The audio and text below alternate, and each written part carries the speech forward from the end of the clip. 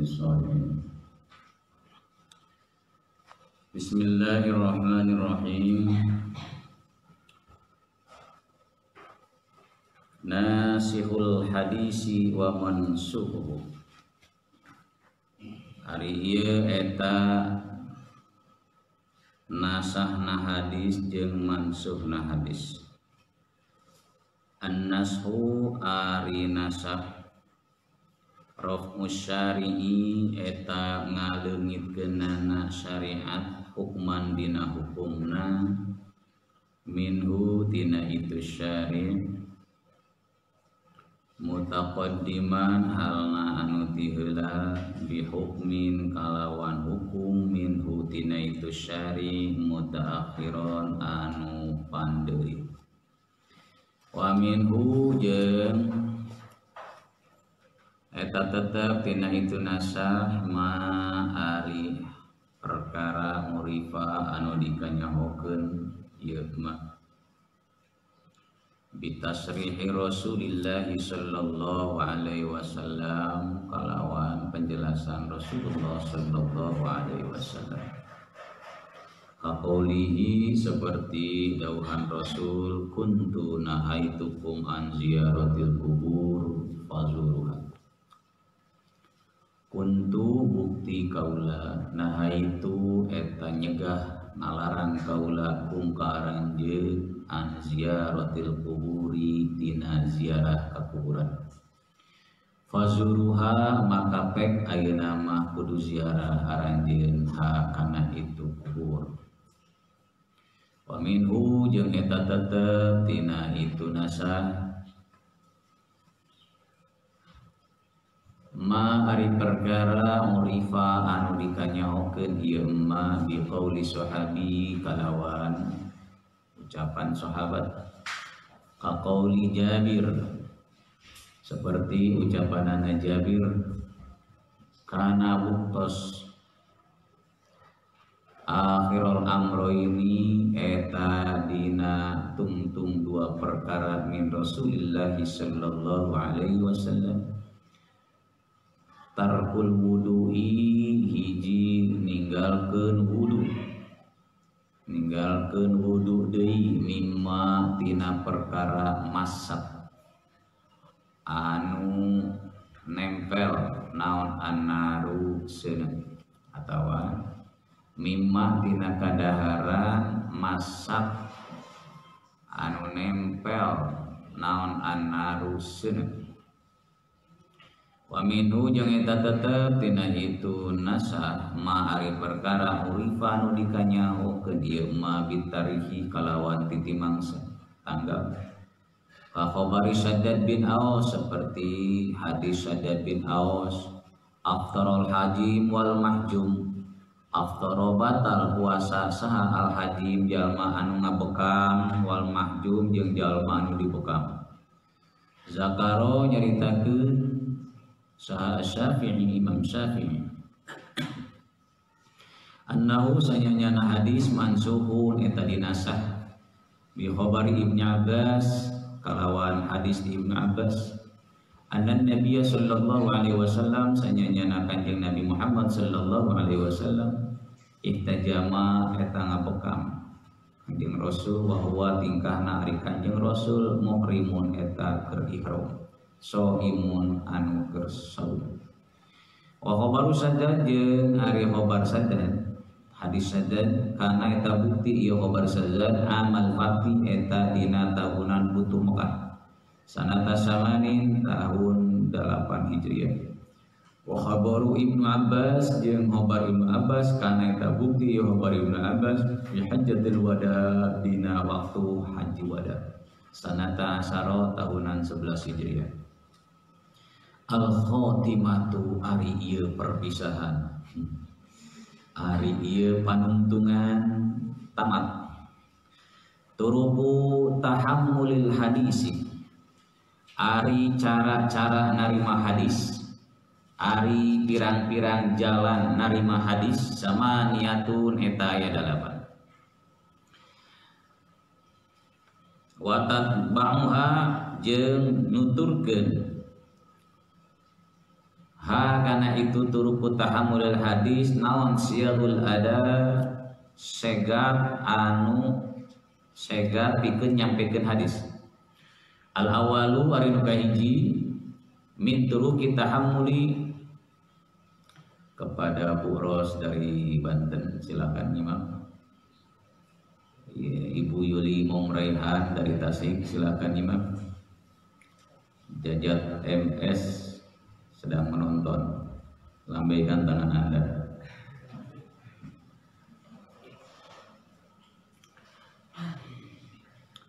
Min turukil tahammuli ar awalu arinu kahiji min turukil tahammuli eta tina pirang-pirang jalan narima hadis as-sama'u naon ngadenge min lafzi syaihi tina ucapan hiji guru amlahu anu ngariwayatkeun ieu syaihu ka itu man au ghairuhu atawa saliyana itu man wa yaqulu jeung ngucap ieu man indal adahi dina waktu nyampekeun hadis sami'tu lapadna sami'tu au haddasani atawa lapadna haddasani ngabejakeun ka kaula.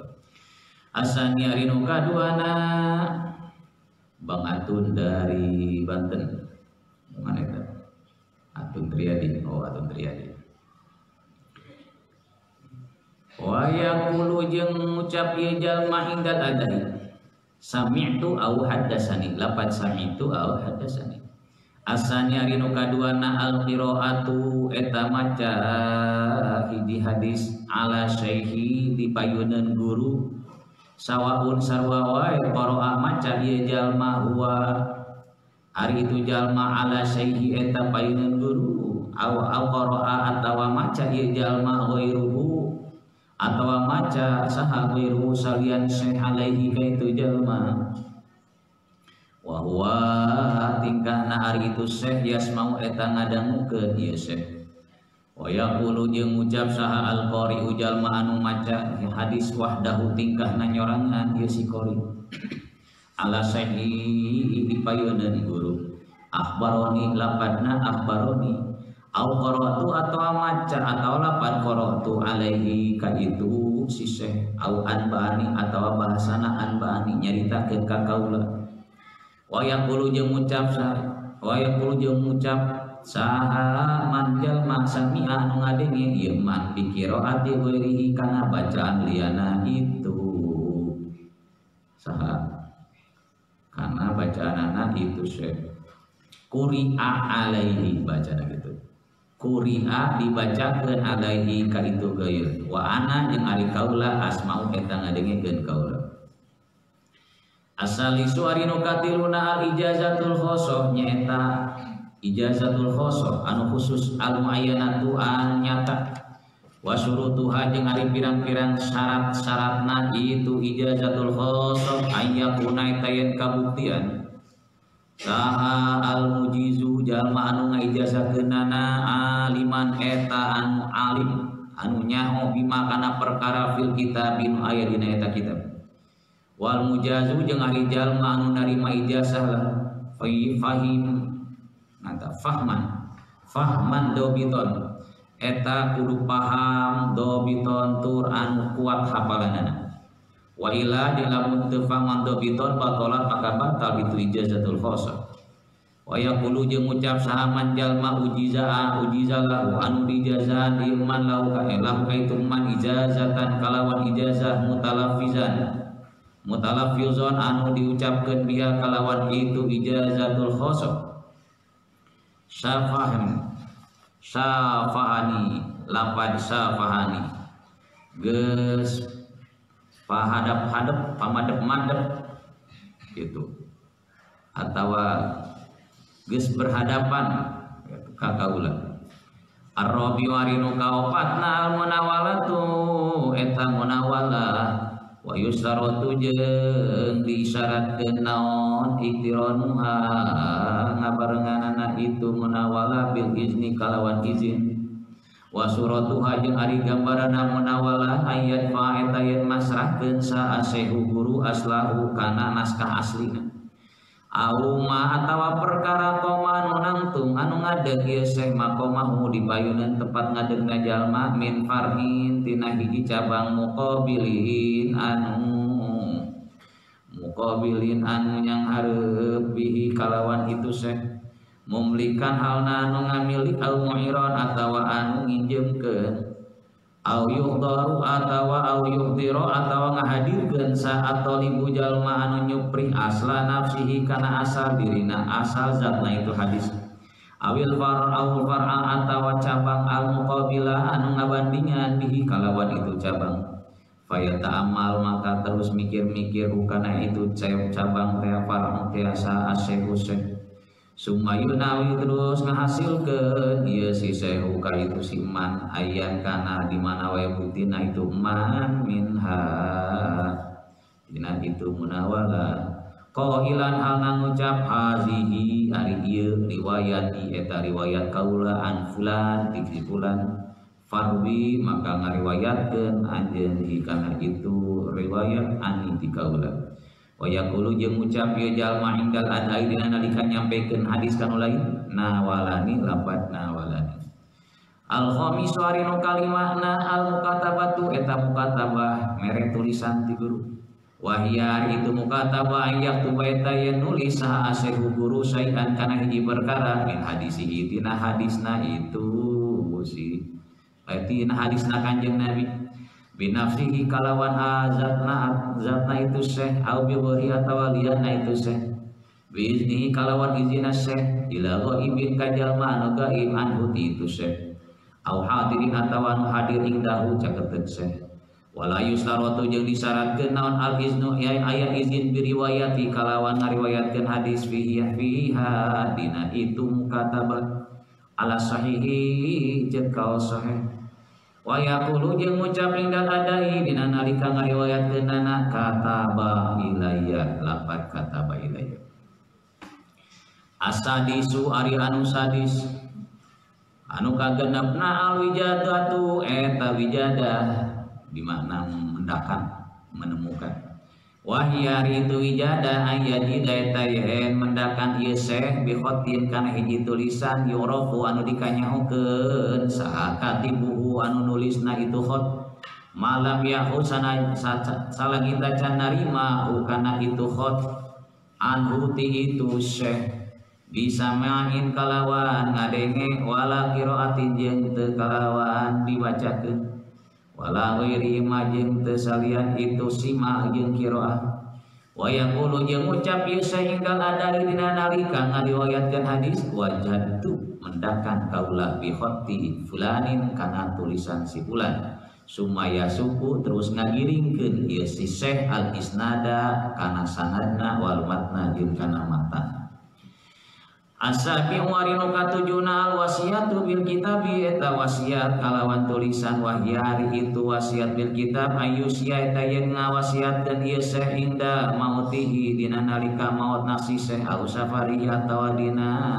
nyanyabaana si Syekh lisasin ka hiji jalma muayyanin anu ditangtukeun bi aslihi kana asalna itu wasiat bil kitab awsuli atawa pirang-pirang asalna itu kitab wa yaqulu jeung ngucap ieu Syekh indal adai dina nalika nyampekeun riwayat hadis auso lapan auso ilayya fulanun bi kitabin qala ngucap itu si rawi fihi dina itu kitab haddasana ila akhirih nabi ka akhirna asaminu arinu kadalapan al-ilamu nyaeta ilam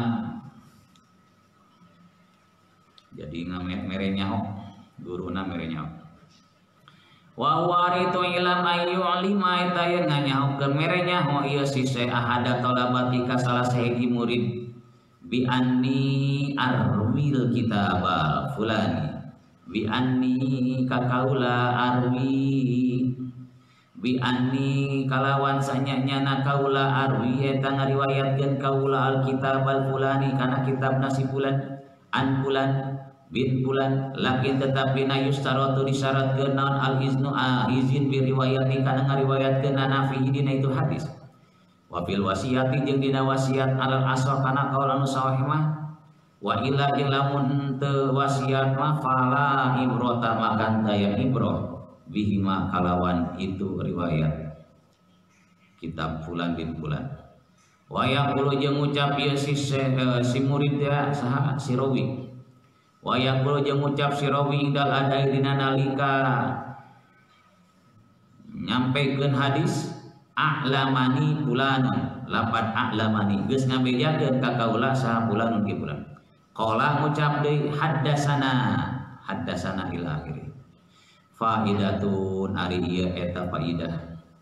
Anba'ani ari lapan anba'ani wa an jeung lapan an wa nahwu majung umpamana anba'an jeung an mimma eta tina perkara yang tamilu anu pantes li zatihi kana zatna itu jalma as-simaa kana ngadenge wa ada mau jeung teu sima teu ngadenge.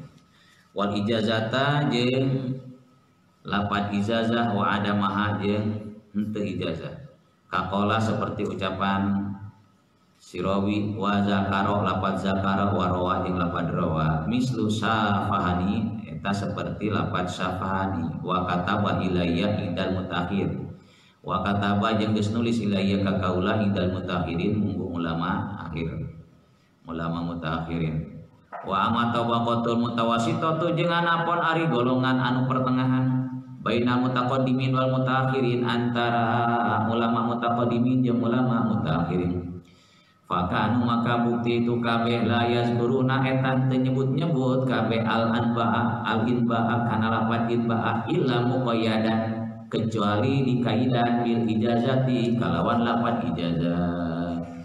Riwayatul hadis bil makna ari ieu riwayat hadis bil makna ya riwayat hadis bil makna ayo ghairu eta yang ngarobahkeun ieu sirawi lafzahu kana lapanna hadis biwajin kalawan hiji jalan minal wujuh tina pirang-pirang jalan duna manahu teu dina manana hadisna wa sahihu jeung ari anu sahih mah ana eta sanyanyana itu sahija izatun eta wenang-wenang wae lil alimi ka jalma alim allazi la yuhillu anu teu ngaruksa ya si alim bisa yin kana hiji perkara minal maksudi tina pamaksudanana li baroatihi karena kapasehatanana itu si alim wa quwwati tasarrufi jeung kuat ngolahkeunana itu si alim fil kalam dina bahasanana. Adab syekh wa talib ari ieu adab-adaban guru jeung murid. Amma adab syekh wa talib anapun ari adaban seorang guru jeung santri famimma maka eta tetep tina perkara yastarikani anu cacampuran duanana fi dina itu mah tashihun niyati eta kudu alus niatna kudu lurus niatna wa tahsinul khuluqi jeung alus akhlakna wa tatahhuru jeung bersih min a'radi dunya tina tujuan-tujuan dunia wa yanfaidu jeung khusus narima mencil mati khusus asaihu saha syekh guru bi ayyusmi'a kalawan mere ngadenge ya mere hadis nate yusmi'a izah tijah di mana-mana dibutuhkeun ilahi kana itu hadis wa alla yuhadisa jeung yen teu ngaluarkeun hadis di baladin di hiji nagara kampung fihi dina itu balad man ari jalma wa ari tuman aula eta leuwih utama min tinimang itu syekh bitahdisi kalawan ngaluarkeun hadis bal tetapi yursidu nuduhkeun itu syekh ilaihi kana itu hadis walayat luka jeung yen ulah ninggalkeun ieu si syekh isma'a hadin kana ngadengekeun hiji jalma liniatin karena niat fasidatin anu goreng wa ayyata tahara jeung yen ngabersihkeun ieu syekh wayat disageun calik ieu syekh salah wa ayyata tahara jeung yen suci kudu suci ieu si syekh wayat disageun calik ieu syekh biwaqorin kalawan tenang wa alla yuhadisa jeung yen ngaluarkeun hadis ieu syekh ko iman halna wala ajlan jeung ulah wala fitoriqi jeung ulah di jalan teh ngaluarkeun hadis nate di tengah jalan illa kecuali ini toroh kecuali lamun darurat ila syai'in kana hiji perkara min zalika tina itu kabeh wa ayyum sika jeung yen tetegenan anil tahdisi tina hadis tina ucapan iz karena khosya sieun ieu se ataghyira kana berubahna eta hadis awinisyana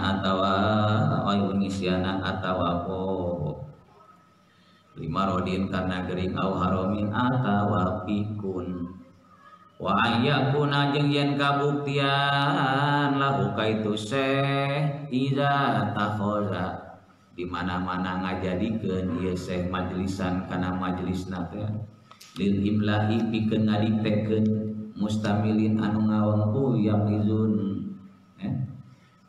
nah itu yaqizun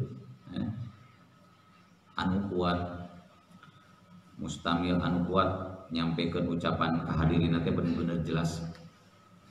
Wayan faridu jeung narima khusus saha atolibu murid ayeuna adab murid wi ayu kira kalawan yen ngahormat ieu si talib asy-syaikh ka guruna wa la yada jeung yen ulah ninggalkeun ieu si talib al istifadata kana ngalapaidah li hayain karena era isin au takaburin atawa sombong takabur wa ayyak tu bajang yen nulis ieu si syekh makana perkara sami'a anu ngadenge ieu si syekh si talib salah ya tuna talib wa ayyak tu bajang yen nulis ieu si talib makana perkara sami'a anu ngadenge si talib buka itu si syekh taman kalawan sampurna wa ayyatan ya jeung yen tetegenan ieu si talib bitakiri kalawan ngaidan wadobti jeung nalian wa ayu zakiro jeung ingat-ingat ieu si talib mahfuzuhu kana hafalanana si talib wa ayur sida jeung yen nuduhkeun ieu si talib wa irahu kana liana si talib bima kana perkara sami anu ngadenge si talib kana itu mah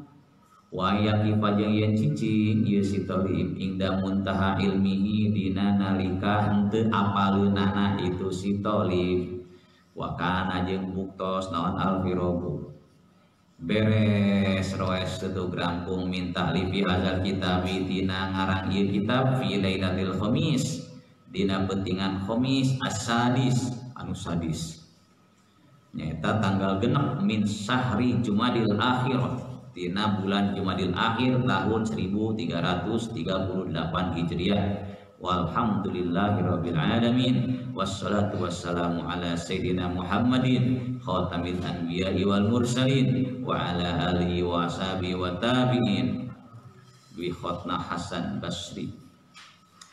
Bismillahirrahmanirrahim. Selanjutnya dina rangkaian ilmu mustalahul hadis ada yang disebut dengan nasah wa mansuh. Nasah dan mansuh ini adalah suatu ilmu pengetahuan hadis yang datang. Kalau nyebut nasah berarti itu nanti apa? Menjadi penghapus kepada mansuhnya, ketentuan hukum yang awal. Jadi yang disebut dengan nasah itu adalah raf'u syari'in hukman minhu mutaqaddiman bi hukmin minhu mutaakhirin. Yang disebut dengan nasah itu adalah menghilangkan hukum, menghapus hukum yang terdahulu mutaqaddim bi hukmin minhu mutaakhirin dengan hukum yang datang akhir-akhir baru-baru. Jadi asalnya ada suatu ketentuan hukum, syariat hukum yang berlaku, terus datanglah syariat hukum yang akhir-akhir atau baru-baru ini. Maka syariat yang baru ini disebut dengan nasih. Menghapus hukum yang terdahulu, yang awal, dihapus karena datangnya hukum yang baru sekarang. Maka itu disebutnya dinasah. Oh hadis ini dinasah, oh ayat ini dinasah. Jadi pelajaran nasah mansuh ini bukan hanya pelajaran ilmu usul fikih. Karena di usul fikih ada pelajaran yang termasuk pelajaran utama. Makanya kalau ada orang yang membuat fatwa atau berfatwa dalam suatu hukum, dia harus menguasai dulu usul fikihnya. Harus tahu dulu sumber hukum Al-Quran dan hadisnya, harus tahu dulu ilmu mantiknya. Jadi kalau ada orang yang hanya bisa menghafal 1-2 hadis lalu memberikan fatwa tanpa tahu istilah-istilah yang ada dalam usul fikih, dalam ilmu mantik, ya diragukan kefatwaannya. Lalu untuk apa adanya nasakh dan mansukh? Nasakh dan mansukh ini termasuk kewajiban yang sangat penting bagi siapa saja yang mempunyai keinginan untuk memperdalam ilmu-ilmu syariat agama. Siapapun orangnya, wabil khusus para santri, kalau memang Anda ingin memperdalam ilmu-ilmu agama yang lain, maka hukumnya wajib Anda mengetahui ilmu nasakh dan mansukh. Karena kalau ada orang yang memperdalam ilmu, membahas ilmu syariat, tapi dia tidak bisa memetik hukum dari dalil-dalil yang ada, nasakh dan mansukh itu jelas terpakai. Bagaimana mungkin kita akan bisa menjelaskan suatu hukum kalau kita tidak tahu mana nasakh mana mansukh? Dalam Al-Quran ada wallazina yutawaffawna minkum wa yazaruna azwajan wasiyatan li azwajihim mata'an ilal haul. Di dalam ayat Al-Quran itu Allah Subhanahu wa ta'ala menjelaskan apabila ada orang yang ditinggal mati oleh suaminya, maka masa idahnya adalah 1 tahun. Ini berat sekali. Wallazina yutawaffawna minkum, kesananya wasiatan li azwajihim mata'an ilal haul. Sahaul berat atau aww-nya. Aww itu menang ke mana-mana, ke masa idah mah tidak boleh pakai make up, cukup dengan pakaian biasa pan keridah, haram hukumnya. Untung ada lagi ayat Al-Quran yang menjelaskan tentang masa idah seorang wanita, arba'atan ashhurin wa asru, 4 bulan 10 hari. Ieu masa idah ieu penting. Lamun aya awewe tiamahnya dicerai atau ditalak hidup atau ditalak mati, masa idahnya itu ada yang 4 bulan 10 hari, ada yang salah satu huru berapa? Ada 3 kali sucian, ya. Ada juga sampai melahirkan kalau memang itu dalam waktu diceraikannya dia sedang hamil. Untung ada ayat itu. Jadi ayat yang kedua itu menasakh kepada ayat yang pertama tadi. Nah di dalam hadis pun ada di sini. Wa minhu ma'urifa bitasrihi Rasulillahi sallallahu alaihi wasallam ka qaulihi kuntu nahaitukum an ziyaratil kubur fazuruha. Di dalam masalah nasakh dan mansukh kita bisa diketahui cara menasakh dan cara mansukh itu. Di antaranya bitasrihi Rasulullah sallallahu alaihi wasallam, dengan penjelasan Nabi Muhammad sallallahu alaihi wasallam sendiri.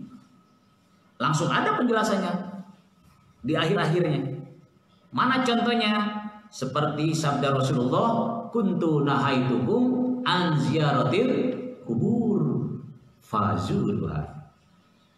Asalnya memang hadis itu hanya kuntu nahaitukum an ziyaratil kubur, bahwa terbukti memang aku, kata Rasulullah, nahaitukum, melarang kepada Anda sekalian an ziyaratil kubur, dari berziarah ke kubur. Kenapa tidak boleh? Karena pada zaman itu memang imannya belum kuat. Nah ketika oleh Rasulullah dilihat sekarang sahabat-sahabat Rasulullah sudah kuat imannya, Rasulullah pun bersabda fazuruha, maka silakan sekarang berziarahlah Anda ke kubur. Asalnya melarang, lalu datang perintahan memerintahkan untuk ziarah. Tapi ada memang pemahaman yang mengatakan kita tidak boleh berziarah. Lihat dalam hadisnya, kuntu nahaitukum an ziyaratil kubur. Dia tutup hadis yang selanjutnya. Padahal adanya fazuruha itu menasah kepada hadis yang tadi kuntu nahaitukum. Jadi jangan ditutup dong. Sehingga orang hanya bisa lihat letternya, oh benar ya, dalam hadisnya ada kuntu nahaitukum an ziyaratil kubur. Tapi tidak ada terusannya fazuruha. Padahal ada terusannya fazuruha. Tadinya dilarang. Betul, Rasulullah pernah melarang kita berziarah ke kuburan. Ini dipakai dalil oleh mereka, tidak boleh. Tuh lihat, Rasulullah melarang kita berziarah ke kuburan. Karena Anda datang ke kubur hanya minta-minta. Loh, kata siapa kita akan minta-minta ke kuburan? Anda sudah seuzon. Kita datang ke kuburan itu sebagaimana Rasulullah SAW mendatangi kuburan babi. Apa yang dilakukan oleh Rasulullah? Assalamualaikum ya ahladiyah, antum lana salafun, wa nahnu insyaallah minal lahiqin. Lalu apa lagi? Sa'alullah al-afiyah wal maghfirah li walakum wali jami'il muslimin wal muslimat wal mu'minin wal mu'minat. Rasul mempraktekkan kepada kita bahwa kalau kita datang ke makom, ke makobir, ke pekuburan-pekuburan, kalau lewat mendatangi pekuburan-pekuburan, ucapkanlah salam. Assalamualaikum ya ahlal kubur, ya ahlal diyar. Coba dipikir sama kita. Kalau ada pemahaman mengatakan tidak ada gunanya orang yang sudah meninggal didoakan, itu Rasulullah sendiri berdoa. Assalamualaikum. Apa artinya assalamualaikum? Doa kan? Semoga keselamatan untuk Anda sekalian. Itu mendoakan. Rasul memberikan contoh, berarti ada interaksi antara Rasulullah dengan orang yang sudah meninggal. Kenapa masih dilarang? Orang mendoakan yang sudah meninggal, datang ke kuburan mendoakan Allah maghfirlahu warhamu, jangan dianggap itu bid'ah, jangan dianggap itu musyrik. Yang disebut musyrik adalah mereka yang datang ke kuburan minta-minta, wahai mbah, kabulkanlah. Nah itu yang salah. Dalam kitab Bughyatul Murtasyidin dikatakan, amma ja'lul wasaid bainal 'abdi wa rabbi in kana yad'uhum kama yad'una Allah ini taqada fi hadza syai' fa huwa kufrun wa illa fa'ala. Adapun kalau kita membuat wasito, perantaraan antara seorang hamba dengan Allah, dan dia meminta kepada hamba tersebut seperti mintanya kepada Allah, lalu dia mempunyai itikad, ini taqada fi ta'siri hadza, dia mempunyai kemampuan untuk bisa menghasilkan pemaksudan tujuan yang datang, fa huwa kufrun. Makanya hati-hati kalau ziarah, jangan mintanya ke siapa? Ke Allah dong. Lalu bagaimana hukumnya kalau kita ziarah? Sunnah. Lihat dalam hadis di sini. Kuntu nahaitukum an ziyaratil kubur fazuruha. Asalnya dilarang, tapi sekarang diperintahkan. Ada sebuah kaidah usul fikih mengatakan al-amru ba'dal hazri taqtadil nadba taratan wa taqtadil ibah taratan. Setiap perintahan yang datang sesudah ada larangan, asalnya dilarang, sekarang datang jadi perintah. Setiap perintahan yang datang sesudah datangnya larangan tadi, maka itu menunjukkan dalam suatu waktu menunjukkan sunnah, dalam suatu jalan yang lain menunjukkan mubah. Jadi hukumnya minimal ziarah itu boleh, maksimal ziarah itu sunnah. Apalagi kalau kita mendatangi orang tua kita yang sudah meninggal. Kenapa mesti dilarang ziarah? Ziarah itu sunnah. Minimal ziarah itu boleh. Menyebutkan haram. Haram itu kalau memang kita datang ke sana memuja-muja.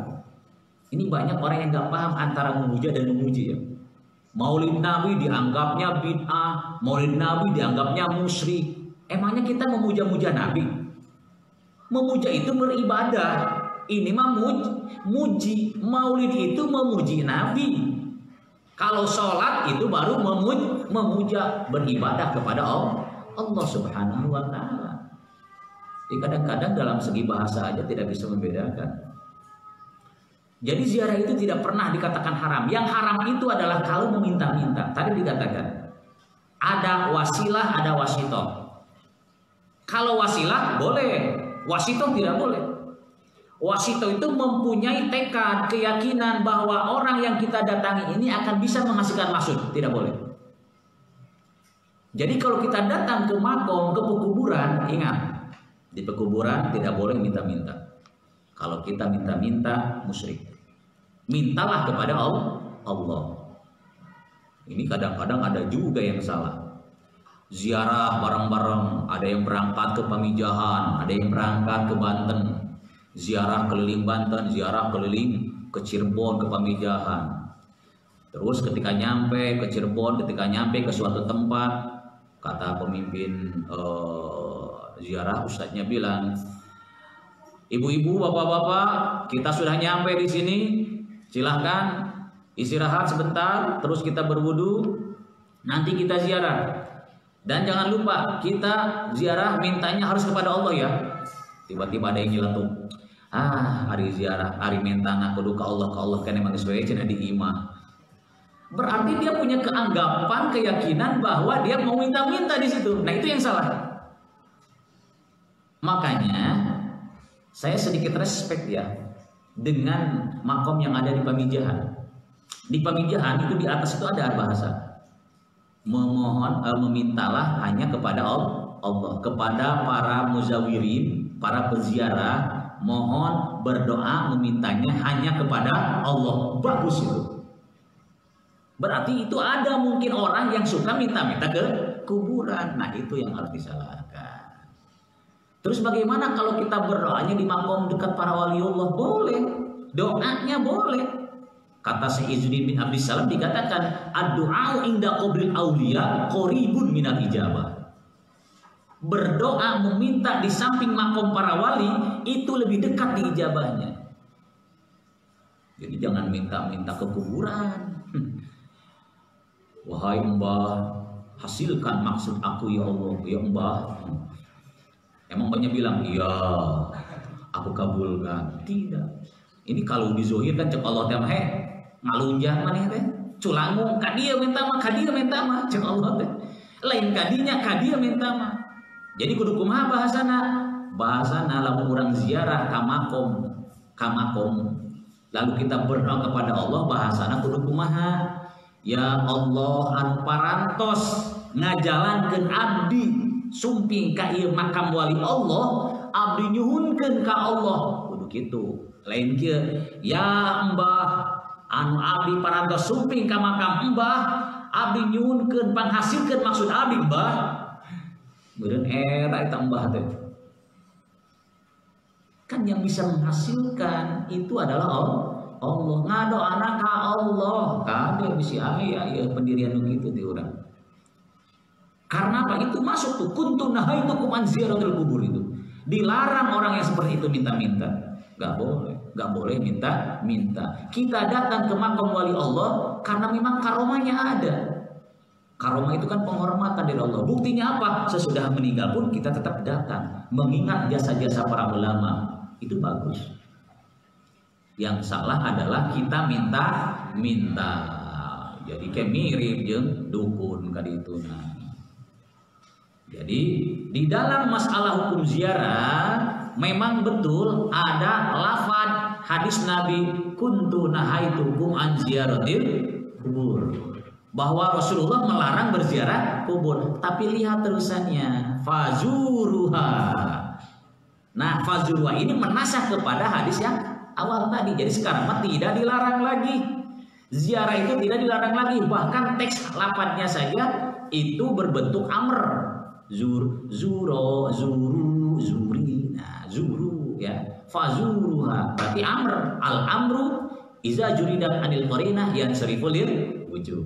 Setiap perintahan yang kosong dari qarinah maka itu menunjukkan wajib. Tapi ada kaidah usul fikih, al-amru ba'dal hazri yang tadi ibahah tarotan wa yang tadi nadba tarotan. Setiap perintahan yang datang sesudah ada larangan maka itu menunjukkan ibahah dalam suatu waktu, tapi juga bisa menunjukkan sunnah dalam suatu waktu. Jadi hukumnya ziarah tidak haram, hukumnya ziarah minimal mubah, maksimal sunnah. San ngajago dibutuhkan larang karena ziarah-ziarah. Tong didengin. Hiji kita contohna tentang apa? Tentang ziarah ya. Wa minhu selanjutnya ada juga bagaimana cara mengetahui bahwa ini adalah adanya nasah dan mansukh. Wa minhu ma urifa biqauli sahabi. Bisa juga diketahuinya dengan cara melihat ada perkataan seorang sahabat. Seperti mana contohnya? Kaqauli Jabir. Ada sahabat Jabir ya. Jabir di sini katanya pernah langsung mengatakan tentang perihal Nabi Muhammad Sallallahu Alaihi Wasallam. Di dalam hadisnya itu bentuknya kana akhirul amroini min Rasulillahi Sallallahu Alaihi Wasallam tarkul wudu'i mimma massatin nar. Nah, lihat di situ. Kata Jabir, terakhir kali dua kejadian dari Rasulullah Sallallahu Alaihi Wasallam. Ini ada dua perbuatan, dua pekerjaan Rasulullah yang terakhir. Apa? Tarkul wudu'i mimma massatin nar. Rasul tidak berwudu lagi sebab karena memakan makanan yang dimatangkan oleh api. Sekarang lihat. Ini penjelasan dari sahabat. Kenapa? Karena dulu ada juga Rasul mengatakan jika sudah makan daging unta harus wudu. Daging unta itu pasti dimasak dagingnya ya, muapin atak kenehnya. Ngadar daging unta kudu wudu. Karena najis. Bekas-bekas. Daging onta oge najis kudu wudu deui. Ari ici ki onta diinum. Subhanallah. Walaupun memang ada keterangan yang mengatakan meminum air kencing unta, tapi itu tidak masyhur, itu tidak populer ya. Di sini adanya hadis yang diucapkan oleh Jabir ini menasah kepada hadis Nabi yang terdahulu. Kalau dahulu Nabi mengatakan setiap memakan makanan apa saja itu harus wudu. Tapi sekarang mah tidak perlu. Bisi teh mah Mang Agus ayeuna teh nuang aya hiji kadaharan umpama teh mah kue beres ngadahar kue kudu wudu beureunya. Teu kudu. Sabab ieu ada. Kanjeng Rasul satacan pupus geuningan ninggalkeun wudu deui sabada tuang. Jadi tidak apa-apa. Ya, tidak apa-apa, teu batalkeun kana wudu. Eta contohna. Jadi perkataan sahabat bisa menasah kepada perkataan Rasulullah atau perbuatan Rasulullah Sallallahu Alaihi Wasallam. Selanjutnya, wa minhu ma'urifa bitarikh ka khabari Shaddad bin Aus aftarul hajim wal mahjum. Wa zakara Syafi'i annahu mansuhun bi khabari Ibni Abbas anna Nabiya sallallahu alaihi wasallam ihtajama wa huwa muhrimun shaimun. Yang ketiga, cara mengetahui adanya nasah dan mansukh bukan langsung dari ucapan Rasul, bukan dari perkataan sahabat, tapi bisa kita perlihatkan, bisa kita perhatikan tarikhnya. Sejarah tanggal datangnya itu hadis. Lima kuduna bagian muhadisin, ahli sejarahnya. Ahli hadisna apal sejarahna. Ada orang malin muhadisin, muhadas orang. Loba hadas orang ya. Cek sejarahna kumaha ieu? Contona aya. Riwayat dari Shaddad bin Aus. Shaddad bin Aus mengatakan bahwa Rasulullah bersabda aftarul hajim wal mahjum. Batal puasanya orang yang membekam dan dibekam. Batal puasana jalma anu nyetrok darah jeung anu dicetrok. Anu dicetrok darahna batal, anu dibekamna batal. Dua-duana batal. Tapi Imam Syafi'i mendatangkan suatu hadis Yang mana hadis ini menasah kepada hadis Aws, yaitu diriwayatkan dari Ibnu Abbas, anna Nabiy sallallahu alaihi wasallam ihtajama wa huwa shaimun wa huwa muhrimun shaimun. Di dalam hadis Ibnu Abbas, Rasulullah sallallahu alaihi wasallam ternyata waktu itu Rasulullah bahkan membekam diri padahal beliau sedang berpakaian ihram dan sedang berpuasa. Sekarang mana yang benar? Hadis Nabi yang pertama katanya batal puasanya orang yang membekam dan dibekam. Batal puasanya orang yang membekam dan yang dibekam. Tapi cek hadis anu Ibnu Abbas mana Rasulullah justru ngabekam dalam keadaan keur puasa jeung keur ihram haji, ihram. Subhanallah, ieu mana benar cek urang teh. Nah, di dia mulai kita lihat kapan datangnya hadis itu, asbabul wurud. Ternyata asbabul wurudnya hadis yang diriwayatkan oleh Sadad bin Aws itu adalah kana amal fathi sanata samanin. Datangnya waktu terjadi penaklukan kota Mekah, perang Futuh Mekah. Di tahun sabaraha? 8 Hijriah. Ari eta hadis Ibnu Abbas iraha, hadis Ibnu Abbas mah kana fi hajjatil wada sanata asaro. Ari ieu hadis anu kadua mah datangna terjadi pada waktu haji wada. Beres hajian terakhir Kanjeng Rasul nyaeta dina tahun ka-10 Hijriah. Jadi karena datangnya baru-baru 10 Hijriah, maka hadis Ibnu Abbas menasah kepada hadis dari siapa? Dari Sadad bin Aws. Itu contohnya. Jadi apakah ada nasah mansukh? Ya ada berarti di sini. Ada orang yang mengatakan tidak pernah ada nasah dan mansukh. Tengaji eta mah. Ai zaman gitu mah tengaji berarti.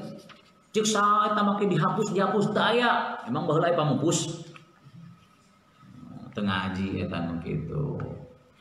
Nah, para ulama sebenarnya banyak yang menaruh perhatian yang khusus dalam ilmu ini. Ilmu nasah mansukh. Contohnya adalah Imam Syafi'i mazhab kita. Imam Syafi'i ini adalah termasuk ulama yang mempunyai keahlian dalam ilmu nasah wal mansukh. Karena bisa diketahui, pernah ada wawancara ya. Imam Ahmad bin Hambal pernah ngomong sama yang namanya Ibnu Warih. Ibnu Warih itu adalah masih muridnya Imam Ahmad bin Hambal.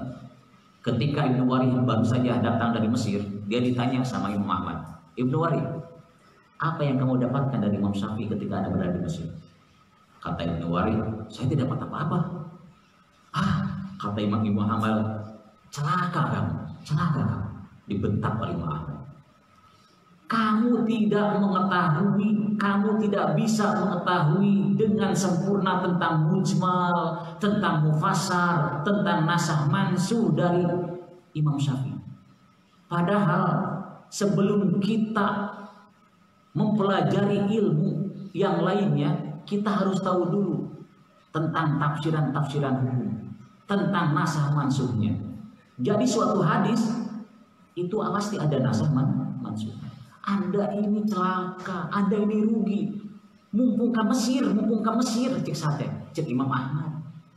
Imam Ahmad bin Hambal sendiri itu memuji kepintaran dari Imam Syafi'i.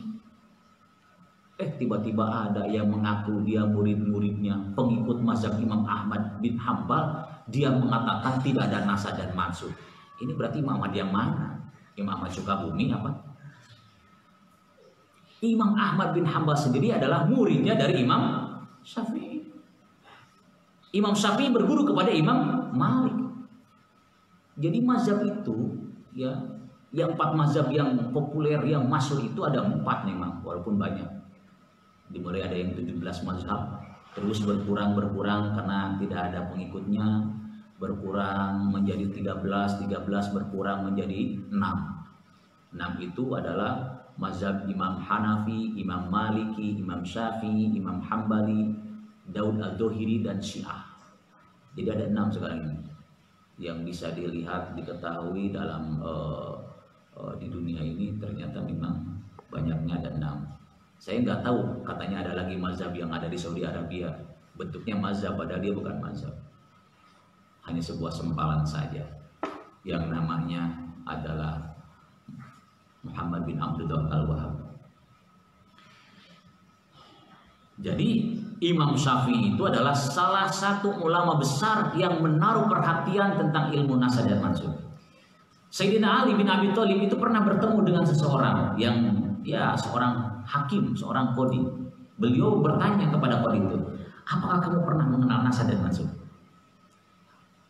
Apakah Anda pernah tahu tentang nasab mansub dalam suatu hadis? Kata si qadhi, saya tidak pernah.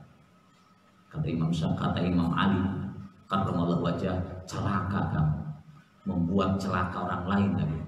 Artinya apa? Tetap Anda harus tahu tentang nasab dan mansub. Perlu diketahui dan dicatat oleh para santri sekalian bahwa kemunculan ilmu nasab dan mansub itu sebenarnya sudah ada di zaman mulai pembukuan hadis, di zaman awal abad pertama tahun ke-100 Hijriah. Tapi belum muncul dalam bentuk ilmu yang berdiri sendiri waktu itu. Nah, kelahirannya sebagai ilmu yang tersendiri disebut dengan ilmu nasah wal mansub itu mulai dipromotorinya oleh Imam Qatadah bin Di'amah As-Sudus. Ada namanya Imam Qatadah. Imam Qatadah ini beliau menulis suatu kitab yang diberi judul Nasah wal Mansub. Nasih wal Mansub. Tapi sayang, kitab ini tidak bisa kita manfaatkan karena tidak ada yang bisa menemukan lembaran-lembarannya. Jadi Imam Qatadah itu yang pertama promotoris ya. Nah, tahun-tahun selanjutnya diantaranya di abad kedua dan ketiga mulailah ulama-ulama nulis kitab Nasah wal Mansub. Seperti siapa? Yang masyhur itu adalah Imam Al-Hafidz Abu Bakar bin Ahmad bin Muhammad Al-Asram. Asram ya. Abad kedua 260 Hijriah. Ini Imam Al-Hafidz Imam Muhammad Al-Asram ini adalah CS-nya Imam Ahmad bin Hanbal, CS-nya, teman dekatnya. Bikin kitab Nasah wal Mansub. Kitabnya itu ada 3 juz kecil-kecil. Tapi hanya juz ketiganya saja yang bisa kita dapatkan di mana? Di Darul Kutub Al-Misriyah di Mesir. Juz kedua tak pernah. Lengit itu akibatnya kalau suatu karya tidak dijaga. Kalau karya ulama tidak kita jaga bisa hilang. Makanya alangkah baiknya kitab-kitab cetakan mama ini Anda jaga.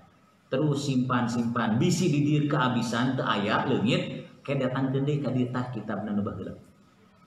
Begitu. Kemudian ada juga yang mengarang kitab Nasah wal Mansub, yaitu hadis Irak, namanya Abu Hafsin bin Ahmad Al-Baghdadi, atau disebut dengan nama kuliahnya Ibnu Sahid. Ya, dia ngarang kitab juga di abad ketiga. Di abad keempat banyak di sini, banyak sekali naskah-naskah, manuskrip, transkrip. Di perpustakaan di Paris juga ada, di perpustakaan Escorial Spanyol juga ada. Ulama-ulama kita kan di Andalusia itu banyak loh, pengarang-pengarang ulama-ulama. Barulah keluar kitab namanya Al-I'tibar fin Nasih wal Mansub minal Asar karya Al-Hafidz Abu Bakar Muhammad Musa Al-Hazim. Beliau Al-Hazim ini memanfaatkan usaha kerja ulama yang terdahulu tentang nasah mansub, dia bukukan, dia susun seluruh ulama itu, dan ini sistematisnya ini diatur sebagaimana dengan bab-bab fikih. Jadi enaknya itu. Jadi kalau bisa ya kita beli kitabnya. Tapi kitab ini dicetaknya di Kairo, juga dicetak di Halabi. Tinggal cari di daerah Lebanon, ya Beirut Lebanon. Di merekan pengarang kitabnya Al-I'tibar fin Nasah wal Mansub min al-Asar. Jadi sekali lagi nasah mansub itu memang ada. Itulah diantaranya tentang pelajaran nasah dan mansub. Khotimatun, inilah penutup. turuku tahammulil hadis samaniyatun. Cara-cara menerima hadis ada 8 perkataan. Kalau ada orang yang belajar hadis, berarti dia siap menerima hadis. Bagaimana cara menerima hadis? Yaitu di sini juga akan watatauha syiarul adab. Akan dicantumkan kata-kata yang dipakai untuk menyampaikan hadis. Di antaranya mana cara-cara menerima hadis itu? Al-awalu min turuki tahamulis sima'u min lafzi syekh amla'u al-ghairu. Pertama, dengan cara mendengarkan langsung dari perkataan gurunya. Contoh seperti sekarang, Anda mendengarkan hadis yang dikeluarkan ini, kita dengarkan. Berarti cara menerima hadis seperti itu kan, mendengar langsung dari siapa? Dari gurunya yang meriwayatkan itu hadis. Lalu nanti wayakulu inggal ada orang yang tadi, murid yang tadi mendengarkan perkataan gurunya ini, dia akan menyampaikan hadis itu kepada yang lain. Bagaimana teksnya yang harus Anda ucapkan nanti kepada yang lain? Bahasanya sami'tu. Atau tek lapatnya haddasani. Bisa sami itu bisa haddasani.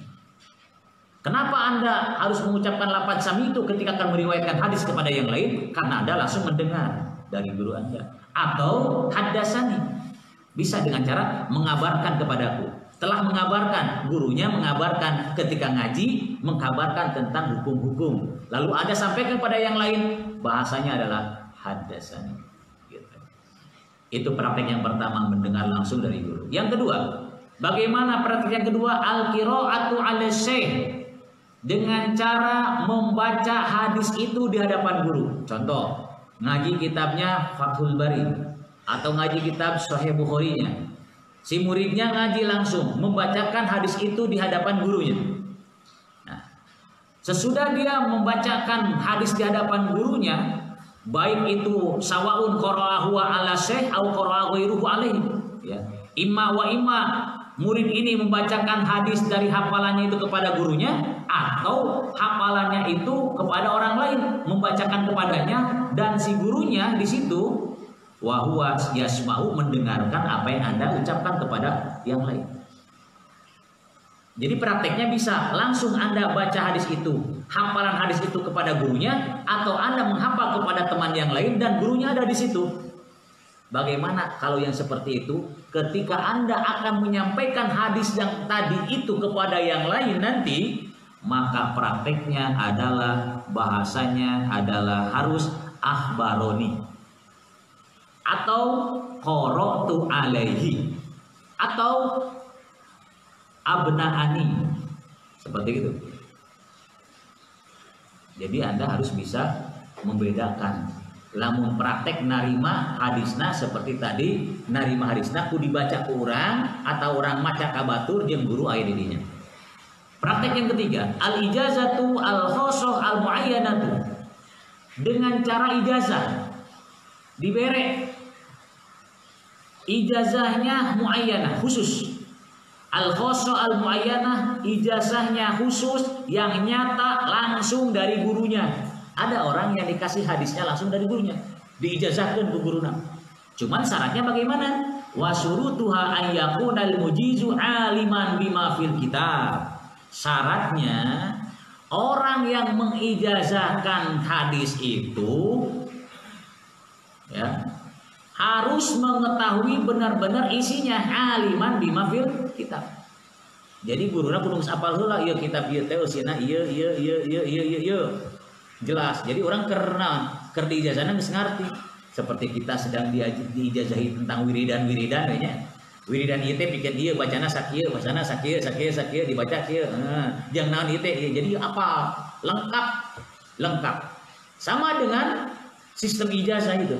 Kalau kita menerima hadis dengan sistem ijazah dari seorang guru khusus, maka disyaratkan orang yang dianggap guru oleh kita itu syaratnya adalah orang yang benar-benar alim untuk kita. Paham, tahu isi yang ada dalam kitab itu. Bagaimana kalau tidak? Ya kalau tidak mah ya bisa batal. Ieu mah aya nyebutkeun anak umpama teh Mang Agus di Mang Fahmi. Cek Mang Fahmi ieu nya. Ieu teh wiridan. Baca ieu nya Seberapa kali baca we seberapa we. Nah jeung naon pokona baca we. Teu apalu manana usina teu apalu ngan eta lah. Tong diterima gitu. Itu syarat orang yang mengijazahkan. Bagaimana syarat orang yang diberi ijazah? Berarti muridnya.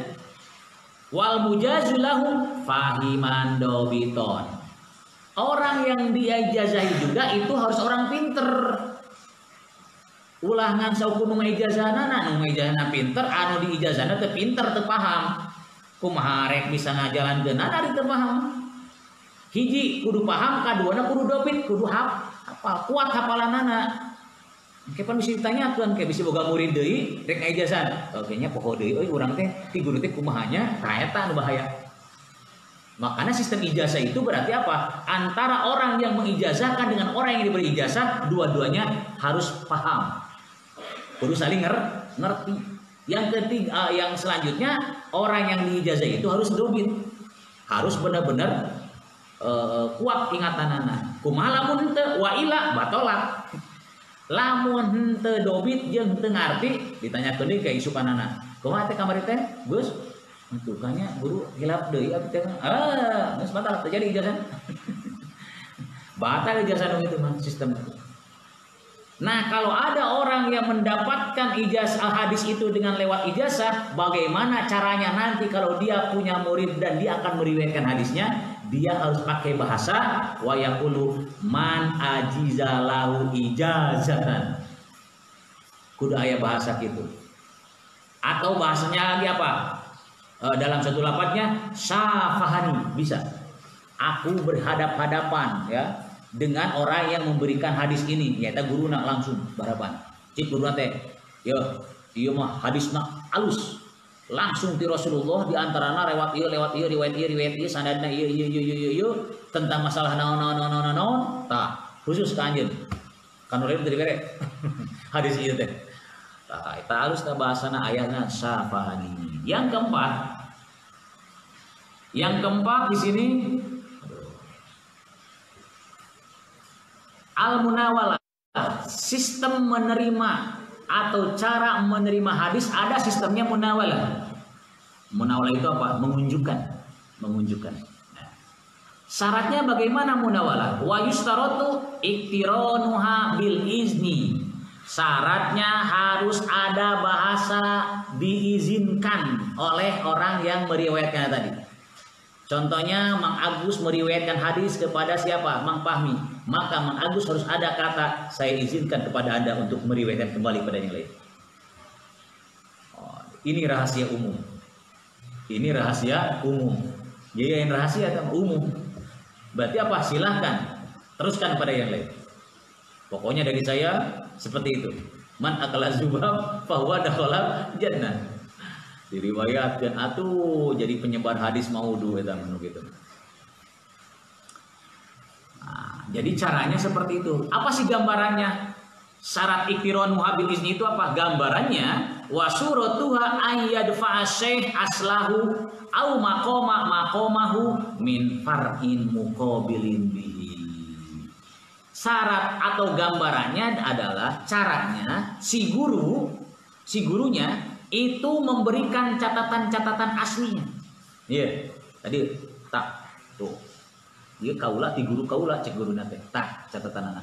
Ieu hadisna kieu tah tulisanna. Dia berikan catatan asli atau naskah aslinya, transkrip aslinya, manuskrip aslinya kepada murid atau orang yang akan menerima riwayatnya. Atau salinan-salinan yang memang ini sudah cocok, dicocokkan ya. Sakumaha kahayang guruna coba tah kopi fotokopi. Dulu mah enggak ada fotokopi ya. Dulu enggak ada fotokopi tapi ditakrir biasanya. Jadi sistem baheula mah guru ka murid ngalaman ngaji teh nakrir terus di guru-guru teh. Ngaji Johar Maknun ditakrir, ngaji Samsiah ditakrir, tulisan ge aya keneh baheula mah butuh tulisan teh ini. Ayeuna butut keneh. Ya dilihat orang geningannya eta manana kieu ayeuna mah aya tarjamahan, aya cetakan as-salafiyah. Enak ayeuna mah santri ayeuna mah ngaji teh. Katakan amat teh hayang ngaji kitab mun saya terjemahan dia salafiyah teh hayang. Naon bisi kangeunahan teuing teu daekeun ngalogat. Dari dulu nggak mau ngaji ayat cetakan, bisa gitu dah. Waktu ngaji kalah nundutan. Tak etan itu bahaya banget. Tapi kalau tidak ada terjemahnya kan Anda belajar ngelogat terus. Oh mananya ini jadi fa'il, oh ini jadi maf'ul, oh ini jadi mubtada, dan lain sebagainya. Jadi nanti apa? Ketika seorang gurunya sudah memberikan catatan aslinya diperlihatkan kepada orang yang akan meriwayatkannya itu, kudu aya bahasa ti guru nate kumaha bahasana hazihi riwayati an fulan. Ini adalah riwayatku yang diterima dari seorang fulan. Dari siapa? Lalu ada izin farwihi anni. Silakan riwayatkan ini hadis dariku ini. Itu bahasa berarti munawalah. Nanti sistemnya Anda yang sudah menerima riwayat itu dan akan meriwayatkan kepada yang lain, teks lapatnya adalah nawalani. Geus ningalikeun ka kaula, geus ngunjukkeun ka kaula kitabna ti guru kaula tah bentukna kitu, warna kitu, naon eusi hadisna kieu. Nah, itu ngaranna sistem munawalah. Ada juga yang kelima, sistemnya adalah mukatabah. Mukatabah nul tulisan. Apa gambarannya? Wahia ayyaktuba syai'an min hadisi bi nafsi au bi ghairihi. Pemberian tulisan langsung dari gurunya, seorang gurunya nulis sendiri hadisna dituliskan tadi kenjang. Tulis tadi buku nak dituliskan tah ieu. Aurodna ieu nya wiridana tah. Terus atawa nyuruh kan lain. Mang Fahmi datang hoyong pang seratkeun cek ate Gus seratkeun sok nyuruh tah dituliskeun diizinan ku guruna tet diserat. Sabada kitu engke Fahmi bakal ngariwayatkeun ka nu sanesna ngaluarkeun hadis nu tadi kudu aya bahasa kataba ilayya. Sanes hadasani, sanes nawalani, tapi kataba ilayya. Itulah yang disebut dengan mukatabah. Sistemnya memberikan hadisnya itu, menerima hadisnya karena langsung dituliskan. Yang keenam, al-wijadah. Sistem wijadah. Apa wijadah? Wahia antajida bi khotin. Ya. Wijadah itu seorang rawi itu mendapatkan tulisan-tulisan yang ternyata memang diketahui tulisannya. Kusi rawi teh. Oh iya nulisna teh si ieu. Apaleun? Ya. Terus kumaha? Tetapi ieu si rawi teh henteu ngadenge atau teu maca hadis eta di payunan penulisan teh. Ngan apa menulisna apaleun? Kok anu kitu mah tulisan kitu mah da eta mah masalah pasti tulisanna tulisan Mang Fahmi ieu mah. Nah, tinggal itu tulisanna ge lain kuleungan teh mah kusuku. Ada goreng gua mana? Betul. Apaleun ciri khasna? Naon kokna rada kitu? Oh teh mah kawas naon kawas jang-jang gitu nya kaos jang-jang ieu gitu-gitukeun kokna teh. Hot nanya tulisan-tulisan bahkan kudu ada seringnya orang teh nulis supaya bisa halus tulisanana gitu. Tadi dinya sistemnya seperti gitu. Walaupun si rawi ini tahu penulisnya, tapi dia tidak pernah membaca hadis ini di depan penulisnya. Nah ketika engke si rawi ieu arek ngariwayatkeun deui ieu hadis kumaha bentukna? Lamun engke bakal neruskeun deui wa yaqulu indal ada kudu bahasa wajadtu bi khatti fulan. Aku menemukan tulisan si fulan. Ayeuna mah apal hadis teh euy.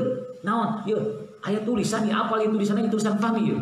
Naon? Ieu hadis ieu tentang naon? Kuntu nahaitukum an ziyaratil kubur umpama. Jadi bentuknya hadisnya dari Rasulullah adalah ini. Henteu. Kaula ningali aya hiji tulisan eta teh tulisan penulisnya namanya Fahmi umpamana. Hadisnya begini. Maka eta disebut dengan al-wijadah. Dia menerima hadis itu bentuknya sistemnya dengan wijadah. Menemukan tulisan dari seorang penulis yang dia kenal. Tapi dia belum pernah membaca hadis tersebut di depan penulisnya. Nomor ketujuh al-wasiyat bil kitab. Wasiat dengan kitab. Gimana gambarannya? Wahia ayyusya inda mautihi au safarihi li syakhsin muayyanin bi aslihi au usulihi. Bagaimana? Wasiat dengan kitab itu contohnya begini. Seorang guru berwasiat. Gurunya berwasiat ketika akan wafat. Agus teh ngagaguhan guru namina Fahmi. Pas sumping ka bumina ieu Fahmi teh naon ngawasiatkeun diri.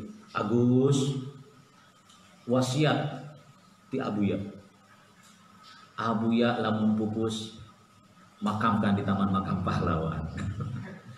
Wasiatnya.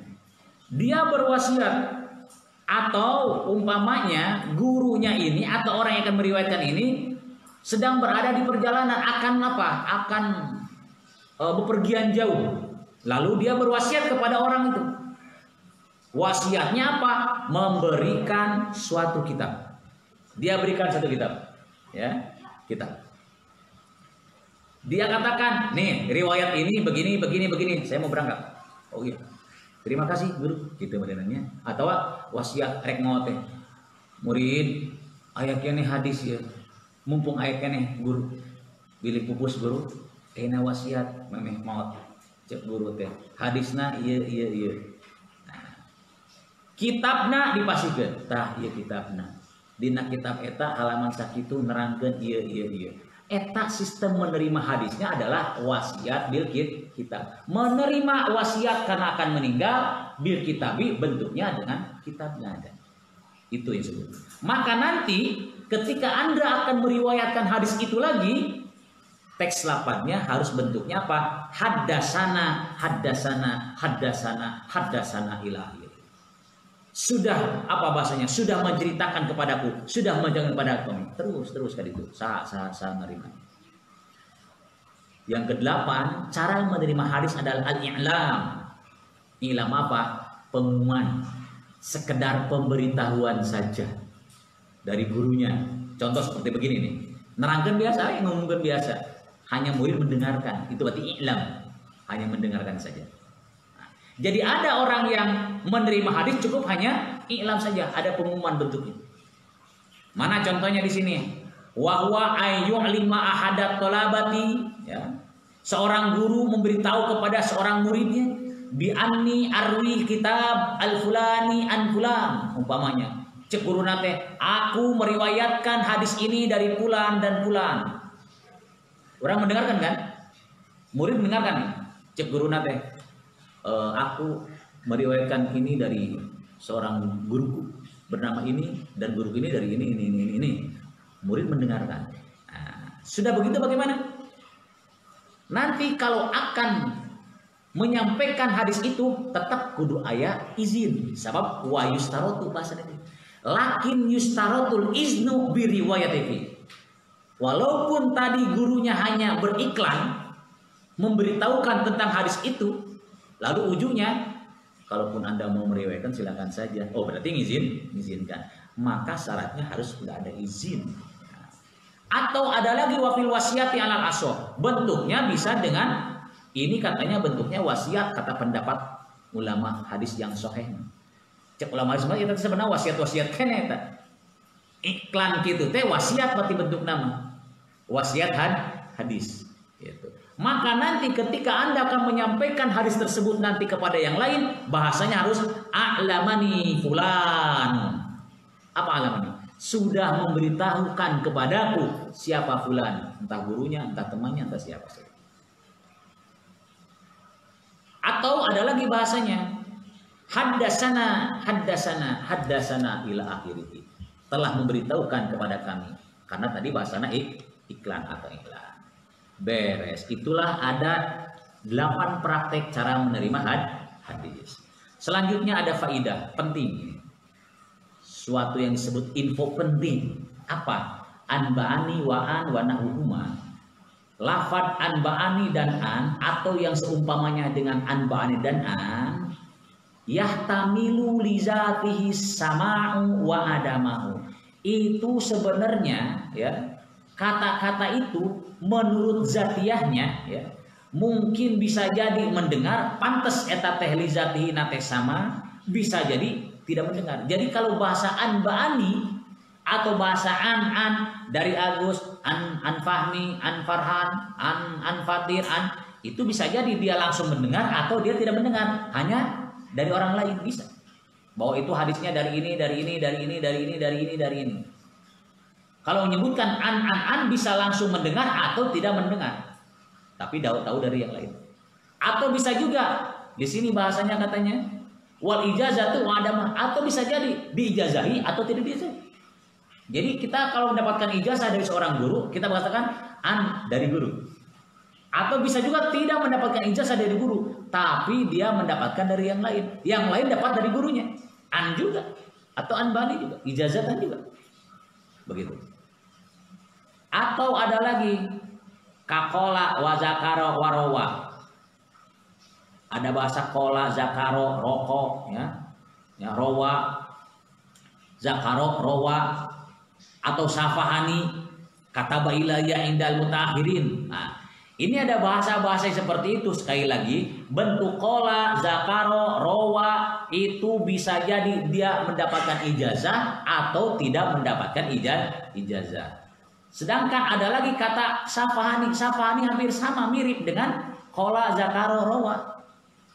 Karena apa? Safahani kan ijazah juga. Rawa mungkin bisa diijazahkan oleh gurunya. Ataupun tidak juga. Hanya bisa berhadapan doang. Atau bahasa kata bailaya sama, menulis kepadaku. Nah, menurut ulama mutaakhirin. Jadi ulama mutaakhirin mah apapun bentuknya, mau anba'ani dan anba'ani dan an sama bentuknya, dengan dia mendengar atau tidak mendengar, diijazahi atau tidak diijazahi, anba'ani dan an hampir mirip sama dengan zakaro, rawa atau safahani atau kata bailaya.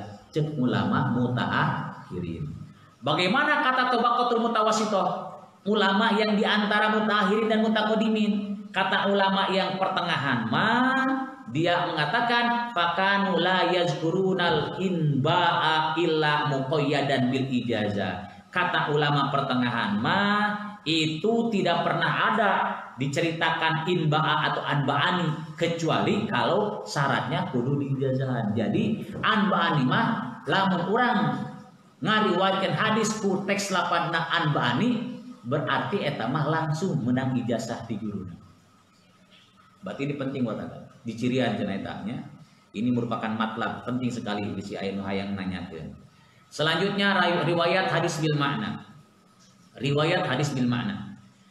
Hiya ayyughayyira lafzuhu biwajhin minal wujuh duna ma'na. Sekarang apa definisi dari riwayatul hadis bil makna? Maksudnya meriwayatkan hadis dengan makna. Apa itu riwayatul hadis bil makna? Hiya ayyughayyira lafzuhu biwajhin minal wujuh. Merubah lafaz hadis. Dia teks lafadznya, teks hadisnya itu dirubah. Tetapi duna manahu maknanya tidak dirubah. Hanya teks lafadznya dirubah, maknanya tetap sama. Itu disebut dengan riwayatul hadis bil makna. Tetapi wasahihu menurut pendapat yang sahih annaha jaizatun lil alim. Ini boleh-boleh saja menurut pendapat yang sahih boleh bagi seorang alim yang berilmu allazi la yuhillu bi syai'in al maqsud, yang tidak ada tujuan akan merubah, tidak ada tujuan akan merusak, ya. Merusak dari apa? Dari inti tujuan dari lafaz tersebut, dari hadis tersebut. Libaro'atihi, karena seorang alim itu pasti fasih. Wa quwwati tasarrufihi, dan dia itu pasti kuat menjalankannya, tasarrufnya. Fil kalami, dalam kalam, dalam bicaranya. Jadi untuk orang alim saja. Kalau yang bukan orang alim jangan sekali-kali Anda merubah lafadznya. Ya. Itu disebut dengan riwayatul hadis bil makna. Terakhir ada yang disebut dengan adabus syekh wa talib. Adab-adaban seorang guru dan seorang murid. Murid harus punya etika, gurunya pun harus punya akhlak. Akhlak seorang guru ketika meriwayatkan hadis dan muridnya pun ada di sini. Amma adabus syekh wa talib famimma yastarikani fihi. Adapun adab yang harus dijaga oleh seorang guru dan murid, ya. Apa diantaranya adabnya ketika belajar hadis? Tashihun niyati, dia harus lurus niatnya. Seperti Anda datang ngaji sekarang, niatnya yang bagus.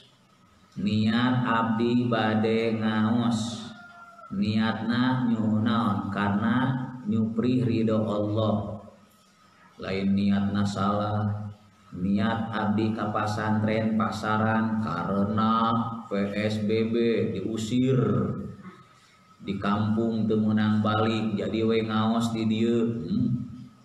Goreng niatna, kudu lurus niatna. Untuk apa? Niat kalau kita mengkaji hadis berarti apa? Ingin menjaga kemurnian hadis. Ya. Jadi tasawuf niat. Wa tasinul khuluq. Selalu apa lagi? Yang kedua adalah untuk memperbaiki akhlak. Niat abdi ngaos.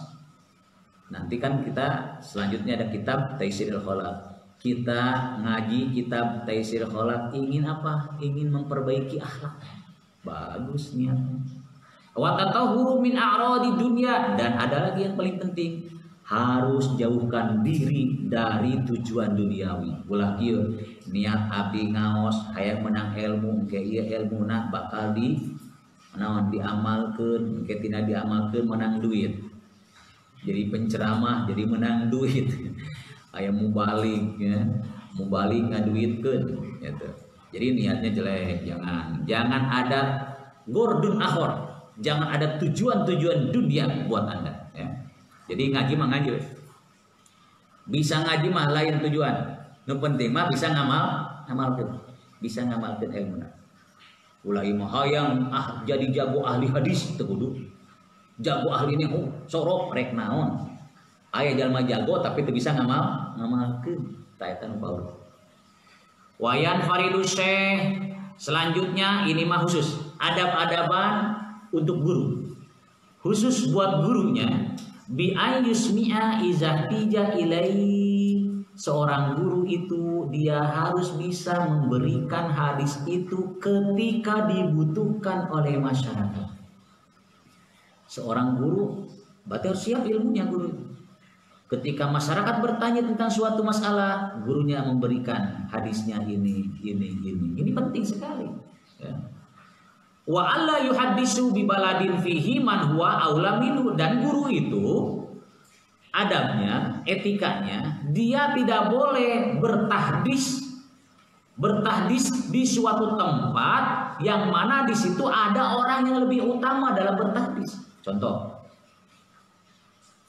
Fahmi akan berfatwa di daerah Agus, sedangkan Agus itu adalah ulama kesohor di sana. Ulama ahli hadis juga. Fahmi juga ulama hadis. Maka etika seorang ulama itu jangan sampai nyerobot tempat. Menguasai tempat di situ jangan. Harus ada saling toleransi, menghargai. Makanya penting menghargai itu ya. Menghargai seorang ulama di sana. Iya mah hayo we tadi mana yang jadi imam we dia jadi imam direbut imam masjid. Atau pengajian dia rebut, ya tanya dulu di sana, ada kan di sana ada ajengannya, iya ada. Jadi kajian hadis ini, oh itu ada loh, itu ada Kiai Agus, suruh Kiai Agus yang ngajar di sana. Kita mah jauh, itu Fahmi tadi. Tapi kan pengen sama Kiai Fahmi, ya udah bilang ke Kiai Agus, ada waktu enggak? Kalau nggak ada waktu saya ngisi. Nah itu bagus namanya toleransi. Ulah imah deusian, cek Agus kan kayak cek Agus teh wah. Ini sudah melewati tapal batas perbatasan di sini. Kan ada saya di sini. Jadi kalau masalah-masalah yang seperti itu, etika yang harus ada. Makanya akhlak itu lebih tinggi daripada ilmu. Orang yang berilmu tidak berakhlak, tetap itu tidak ada manfaatnya. Harus punya akhlak, ada etikanya di sini. Ada seorang guru seperti itu. Wa Allah yatruka isma'a ahadin liniyatin fasidatin. Selanjutnya, seorang guru akhlaknya adalah dia jangan memberikan hadis karena mempunyai niat yang salah. Ulah deh, aya guru teh ngaluarkeun hadisna memang eta mah rek nyuksupkeun jelema. Ulah niatna salah. Ai atawa deuna tah wa ayatatoharo wa yajlisa biwaqorin. Selanjutnya seorang guru itu harus bisa menjaga toharo, dia harus suci, dia harus bersuci, dan nanti wa yajlisa biwaqor, ketika duduknya pun harus tenang. Kan ada loh seorang ustadz kalau ngajinya berapi-api terus Yang ada itu isinya apa? Provokator, bid'ah, sesat, semuanya itu salah. Oh, nggak ada dalilnya itu. Bisa gitu. Aduh, kita lihatnya gimana ya? Sungkan juga ya. Aduh, ini gimana ini? Kok kayaknya nggak ada yang benar semua, salah semua amalan-amalan ini. Ya, jadi kalaupun mau mengatakan bid'ah dengan bahasanya agak lebih diperlunak gitu. Itu tidak ada dalilnya. Kan enak mendengarnya. Apa yang Anda perbuat itu kaum yang tidak ada dalilnya. Kan enak. Tidak ada dalilnya itu. Haram itu, bid'ah itu, sesat. Apa kata dunia kalau seperti itu? Dengan wakil tenang. Wa alla yuhaddisa qa'iman, dan nanti ketika sedang bertahdis mengeluarkan hadis sambil berdiri, jangan duduk. Lalu apa lagi? Wa alla yuhaddisa qa'iman, jangan bertahdis dengan berdiri, wala ajlan, jangan tergesa-gesa. Bisina habis dikatulis hadisna ganjang teh mageningan seperti tadi ngalogat. Ada ganjang teh mageningannya diloloskeun aduh tekalogat pan pasaran nama kilatan, sekarang mah kilatan ngajinya. Kalau mau nanti kita kaji lagi aja. Kalau dikaji bukan di luar pasaran ya kita kaji satu. Saya kasih definisi, nanti saya kasih diagramnya, kasih skemanya biar enak ngajinya. Kalau sekarang kan nggak bisa. Wala fitoriki jeung teu meunang deui mangalkeun hadis teh di tengah-tengah jalan. Ayo tengah jalan rek naon? Qala Rasulullah sallallahu alaihi wasallam, aya motor kalau nabrak deh. Tengah jalan ngawanianan deh. Illa ini toru, kecuali lamun darurat teu aya deui. Guru kudu di dieu mah. Coba keteranganan hadisna guru. Oh ya hadisna kieu di jalan. Sebenarnya enggak sopan Anda datang ke rumahnya, datang ke majelisnya. Wa ayyum sika anit tahdisi, nya kitu deui wayahna kudu cicing eureun dina tahdis. Ketika kumaha iz khosya taghayyura, apabila sudah berubah aduh kayak lihat asa kela ada perubahan. Nah, jangan duduk ucapan nanti. Au nisyan, atau dia lupa, nabi dulu jangan keluarkan hadis karena lupa. Itu etika seorang guru. Lima rodin, karena dia sedang sakit, kergering ditanyakan ke muridnya, punten guru ada hadisnya atuh udah ngajal eta mah muridna teu ngarti ya. Heula we pasti gitu kan, keur nyut-nyutan, keur nyeri huntu ieu guruna teh. Angke heulanya pasti gitu ngajawab. Au haramin, atawa guruna geus kolot pikun. Waduh, etika kalau dia tahu diri ya, kalau sudah pikun dia jangan mengeluarkan hadis. Nanti termasuknya nanti apa? Rawinya tidak sikoh, tidak terpercaya karena dia pikun, atau dia pembohong, atau dia banyak lupanya, tidak dobit. Wa yakuna lahu iza takhaza majlisan lil imla'i mustamilin yaqizu. Dan selanjutnya ketika dia menjadikan suatu majlis ini untuk didiktekan, nih seperti di sini, ayo didiktekan. Nah, ucapan anak. Dia harus mempergunakan mustamil yang kuat. Apa? Menyampaikan ucapannya itu dengan jelas kepada hadirin. Seperti di sini ada apa? Ada speaker, ya kan? Ayo didiktekan. Qala Rasulullah sallallahu alaihi wasallam, kuntu nahaitukum an ziyaratil kubur, kan jelas. Nah itu kalau sistemnya di majlis itu harus mustamil yang itu. Wayan faridu thalib, selanjutnya khusus akhlaknya seorang murid ketika belajar hadis. Bi ayyuwafiro as-syekh. Yang pertama si murid itu harus apa? Harus menghormati gurunya. Masa pengen ilmunya tapi dia tidak takzim kepada ahli ilmunya.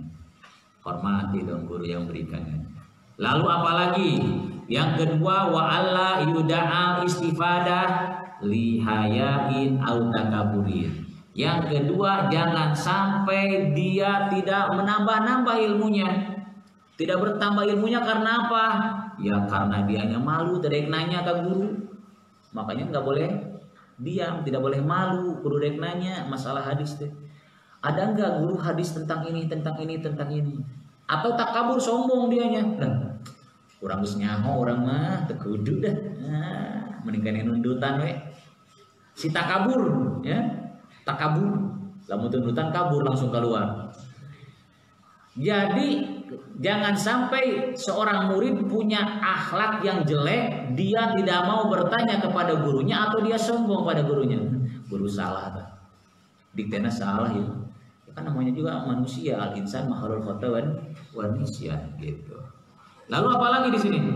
Wa ayyaktuba ma sami'ahu taman. Selanjutnya nanti etika seorang guru, seorang murid itu harus mencatat semua buku-bukunya, semua hadis-hadisnya itu dengan baik, ya, dengan baik.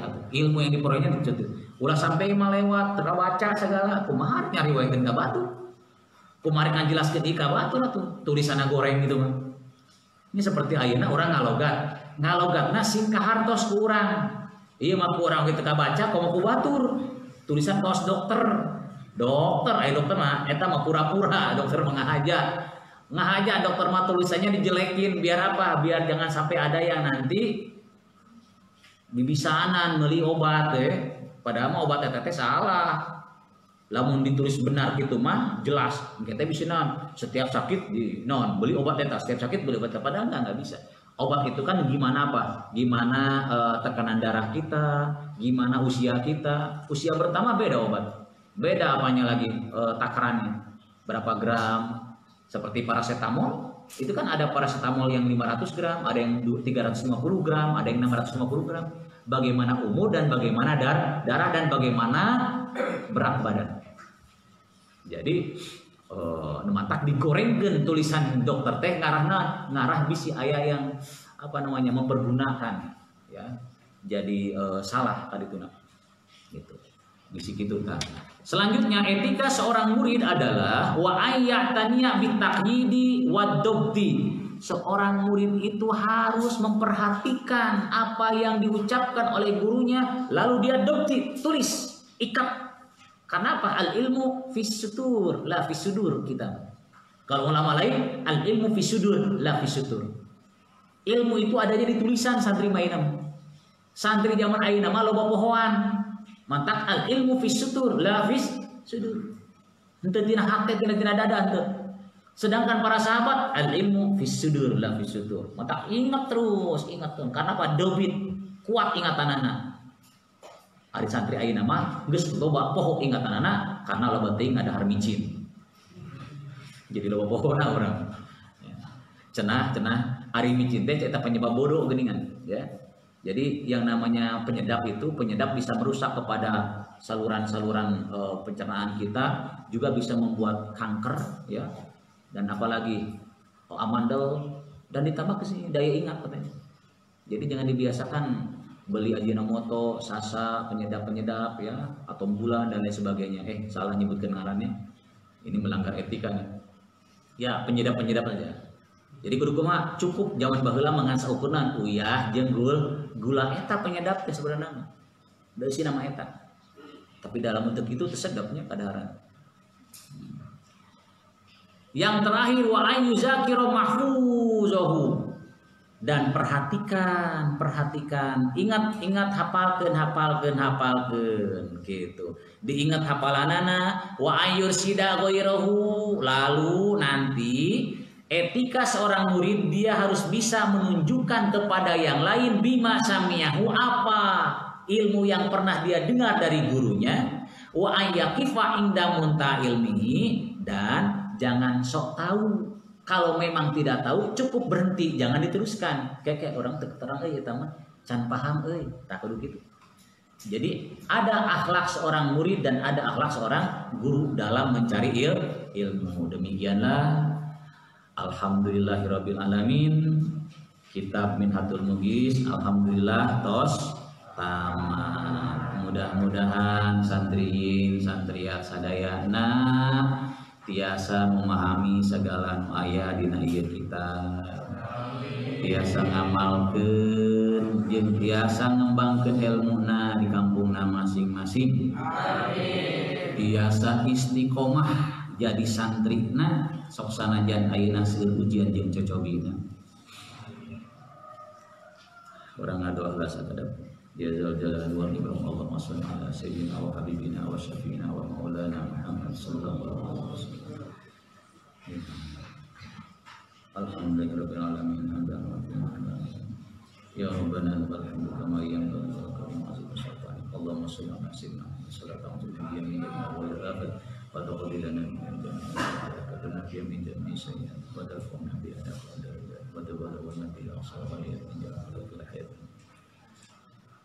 Allahumma la ilaha illa man hadaita wa la hadi min al-awwal muslim man asadda ala muslim asfaida wa la mujiza liman azdada la mujiza liman qata wa la khawfida liman qata wa la Allahumma hdina lima amartana wa waffilana lima damantana min khairi dunya wal akhirah wa qawwi yaqinana fima rajaitana wa sunna ala adaina fi zahir wal batin wa bima salaka bi qasidina Muhammad sallallahu alaihi wasallam wa Muhammadin.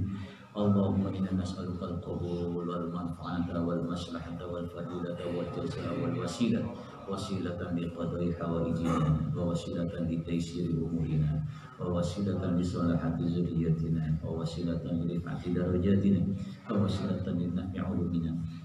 Allahumma ighfir lana dzunubana wa liwalidina warhamhuma kama rabbayana shaghira. Allahumma rabbana hab lana min azwajina wa dhurriyyatina qurrata a'yunin waj'alna lil muttaqina imama. Allahumma ij'alna auladana wa talamizana 'alimin salihin. Allahumma ij'alna auladana wa iyyahum min ahli al-ilmi wa ahli al-khair wa la taj'alna wa iyyahum min ahli al-jahli wa ahli al-ghayr innaka 'ala kulli shay'in qadir. Allahumma hassil maqasidana wa badil walana bil khair. Ifadika subhana rabbika rabbil izzati amma yasifun wa salamun alal mursalin walhamdulillahi rabbil alamin. Alhamdulillah, pas beres.